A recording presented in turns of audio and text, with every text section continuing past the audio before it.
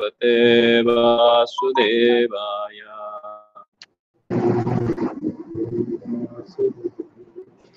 Narayanam namaskrityam naram chaiva narottamam devim saraswatim vyasam tato jayamudiraye.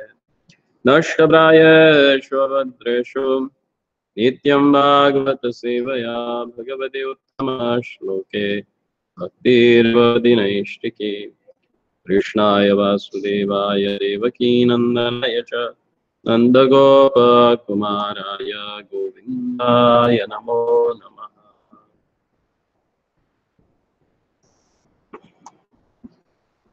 Reading from Bhagavad Gita,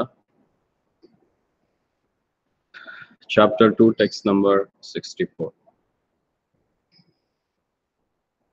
Ragadvesha muktaisto Vishayanindrayashcharam Atma Vishayar Vidheyatma Prasadam Adhigacchati. Ragadvesha Vimuktaisto Vishayanindrayashcharan Atma Vashar Vidheyatma Prasadam Adhigacchati. Ragadvesha Vimuktaisto Vishayandrayeshcharan Atma Vashar Vidheyatma Prasadam Adhigacchati. Translation and purport by His Loving Divine Grace A.C. Bhaktivedanta Swami Prabhupada. Translation: one who can control his senses by practicing the regulated principle of freedom can obtain the complete mercy of the Lord and thus become free from all attachment and aversion. It is already explained that one may externally control the senses by some artificial process, but unless the senses are engaged in the transcendental service of the Lord, there is a very chance of a fall.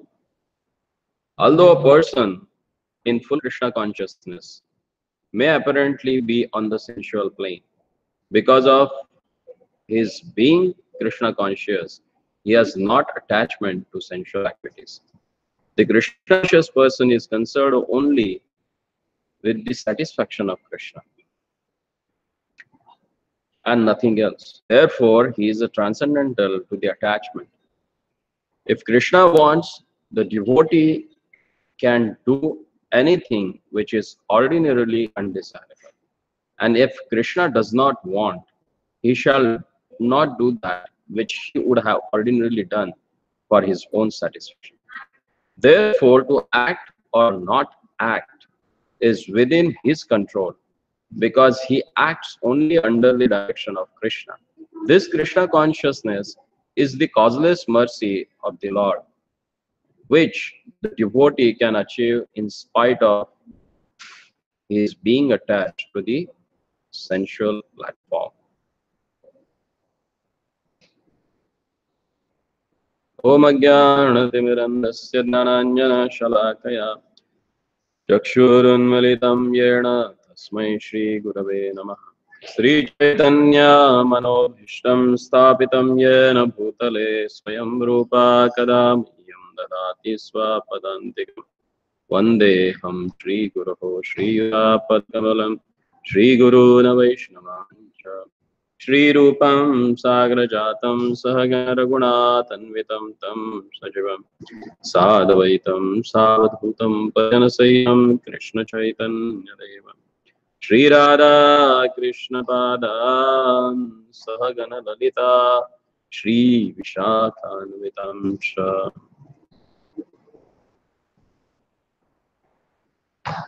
Ragadesha Vimuktaistu Vishayan Indrayeshcharan Atmavashe Vidheyatma Prasadam Adhigacchati.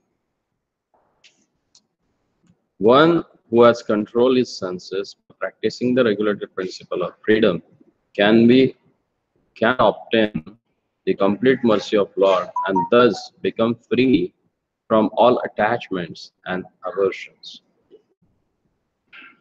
So here,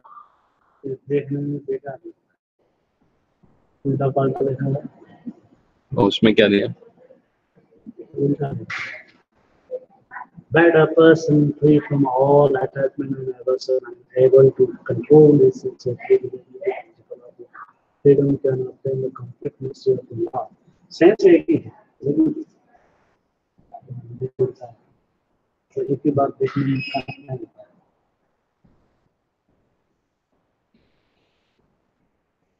आप बोलते ना कि आवाज ऐसे होता है।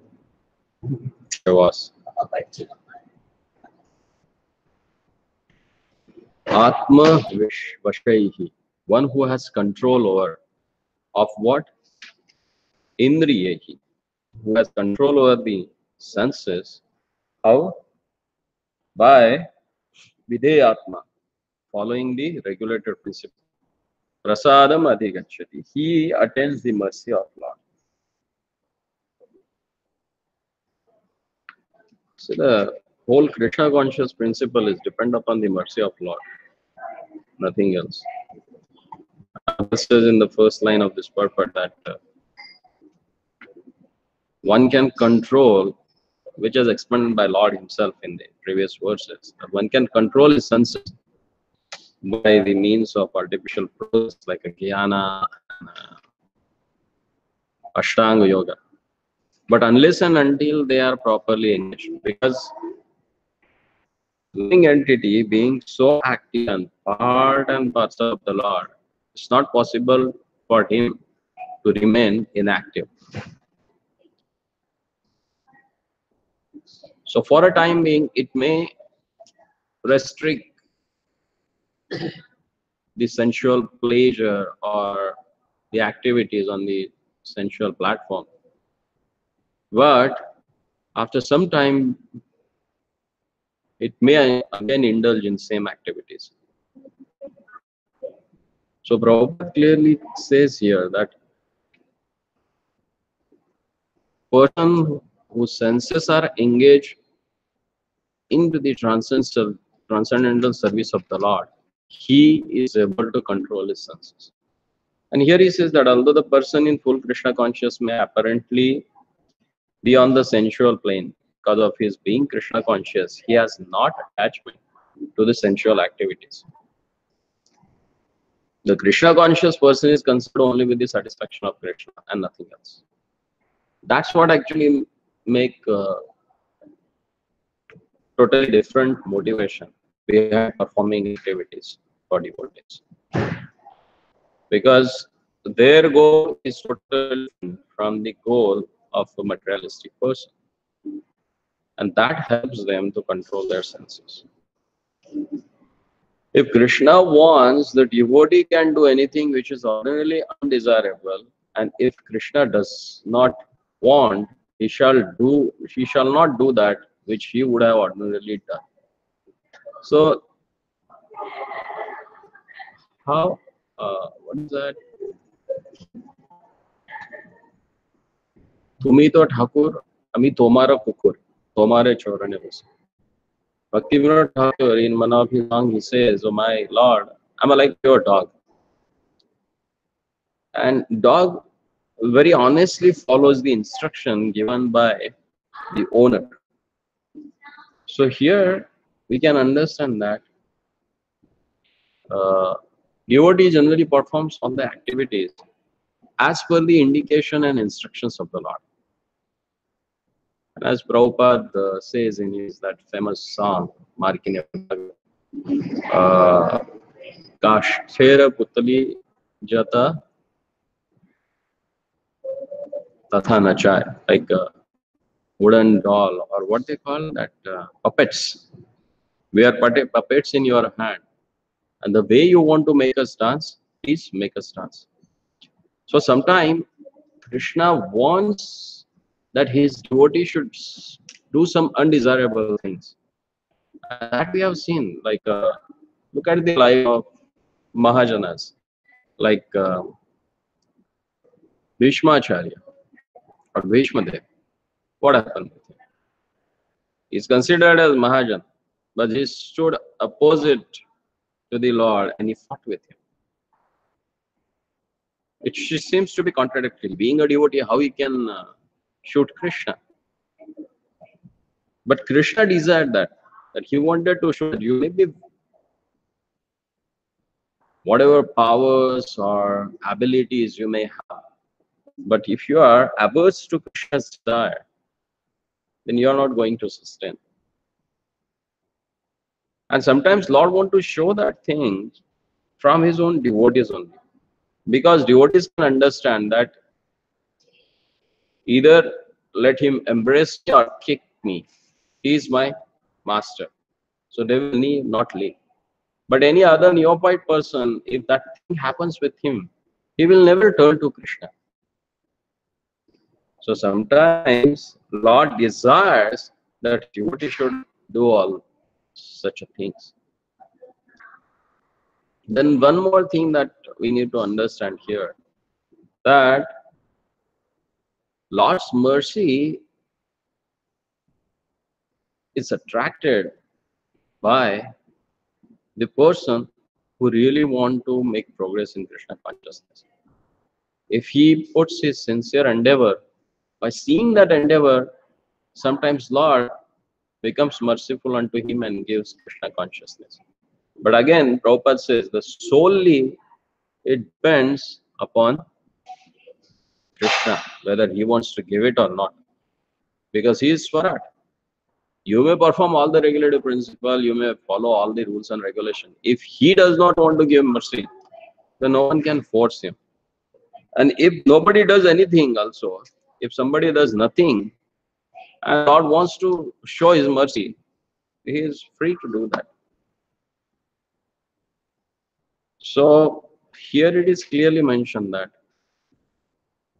if someone wants to get rid of this raga and dvesha, then there is only one solution for that. And that solution is nothing but taking shelter of Krishna. Because by his mercy only it's possible. Tumi Rishikesha Rishika Dami, as Bhaktivinoda Thakur says, that it's not my task to control my senses. But my Lord, you are the Rishikesha, you are the controller of the senses. You can easily subdue my senses. So ultimately, it's Lord's mercy which can save us from our fall down.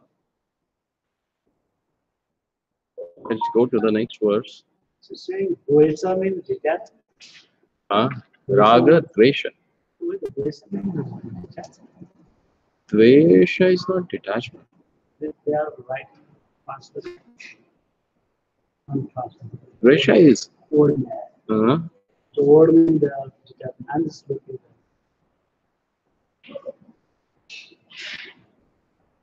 Word to word meaning.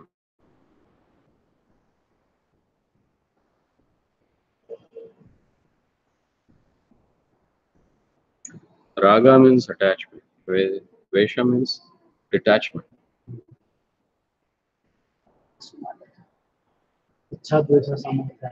one slogan. Yeah, but that dvesha is envy. Yeah, and here same. Actually, it is dvesha, envy. In attachment, how it can be? In detachment, how it can be? Dvesha.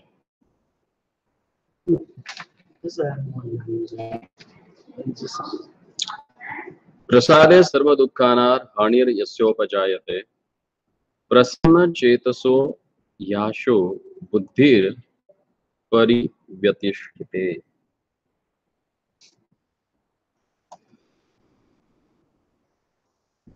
So in this verse, Lord says,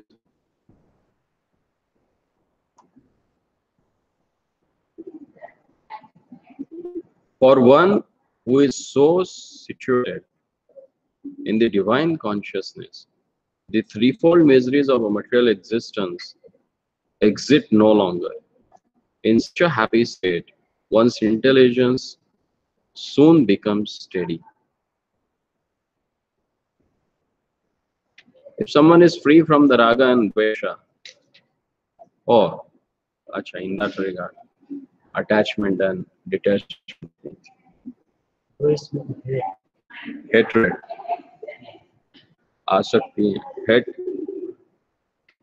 So, in the next verse, Lord says that who can achieve that stress? He says that nastir buddhi ayuktasya nacha yuktasya bhavana. Sorry, nastir buddhir ayuktasya nacha yuktasya bhavana. Nacha bhavayata shantir ashantasya kutasukam. Again, here he speaks about who can get of mind.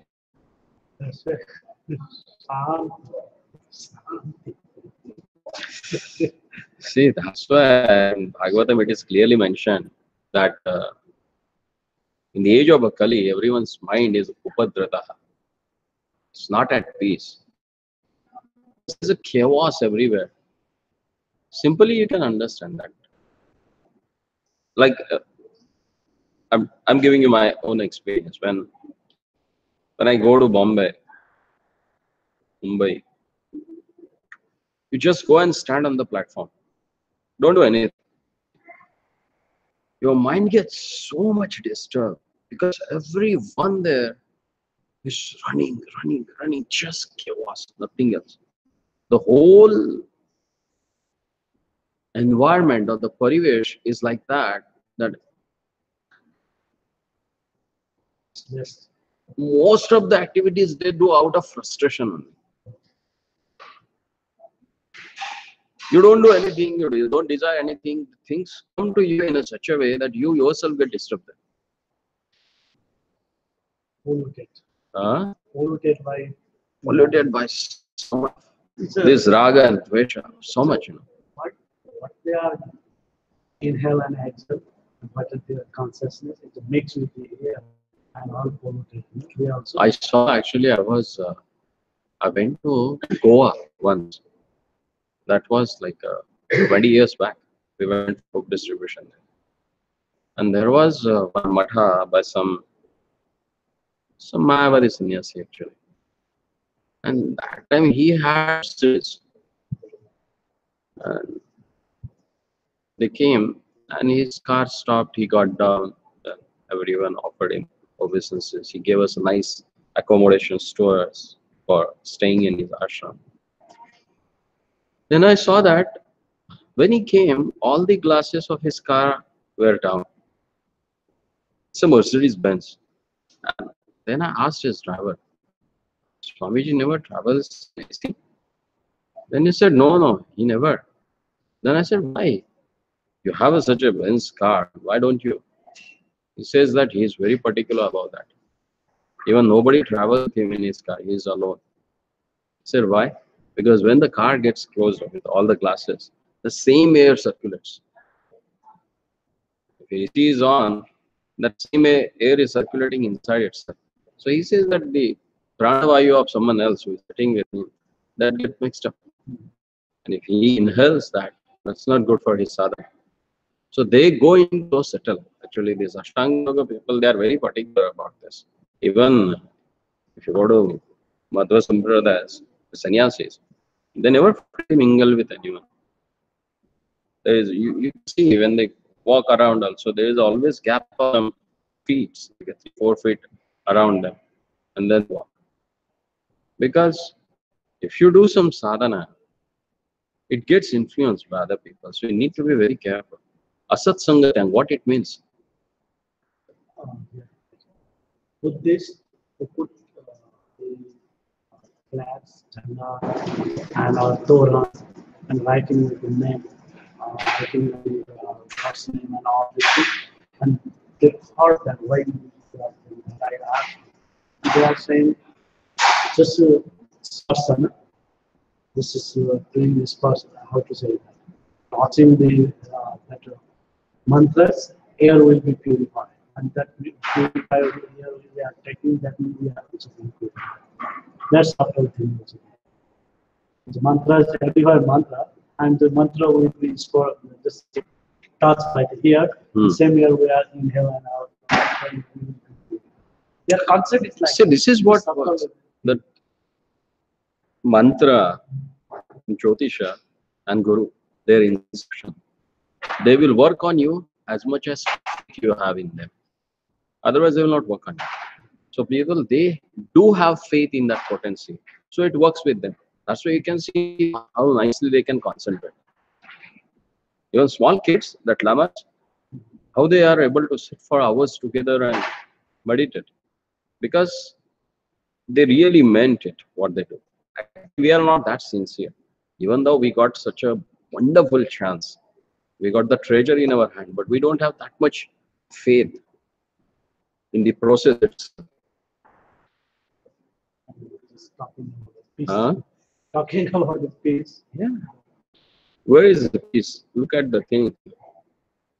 Unless and until you are satisfied within your heart of what you are doing, there will be no peace in the mind. That's why once I asked my spiritual master, what can be done? Because when you are rendering service to the Lord, so many things, they create obstacles. Someone comes and nags you.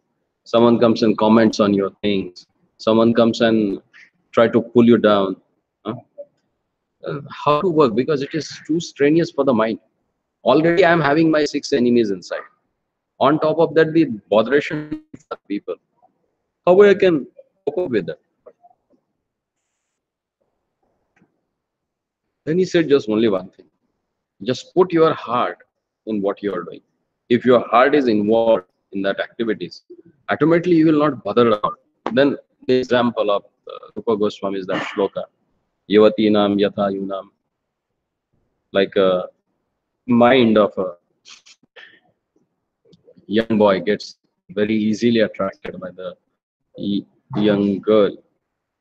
So same way, if our hearts get attracted or put into the service, then there will be a peace of mind.